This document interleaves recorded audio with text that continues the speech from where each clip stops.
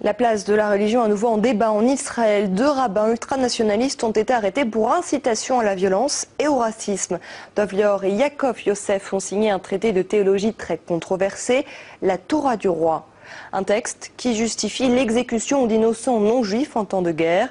Le spectre de la théocratie plane sur l'État hébreu, où en l'absence de constitution, la religion et l'État ne sont pas clairement séparés.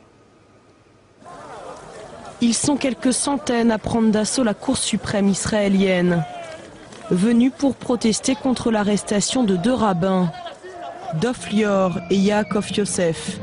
Les 2 religieux ont été brièvement interpellés pour avoir accordé leur soutien sans réserve à un livre sulfureux, la Torah du roi, publié en 2009 mais dont la diffusion a été interdite. L'auteur y justifie l'assassinat de non-juifs dans certaines circonstances. Partout où l'influence des gentils constitue une menace pour Israël, il est permis de les tuer. Pourtant, ce ne sont pas ces mots qui font le plus débat en Israël, mais bien l'arrestation des rabbins. Je pense que la seule véritable question en Israël, c'est qui est au-dessus de qui.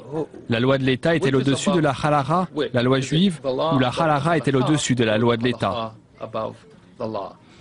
Pour cet homme, la réponse est claire. Sur l'autocollant, on peut lire « La loi de la Torah est au-dessus de la loi de l'État, arrêtez-moi ».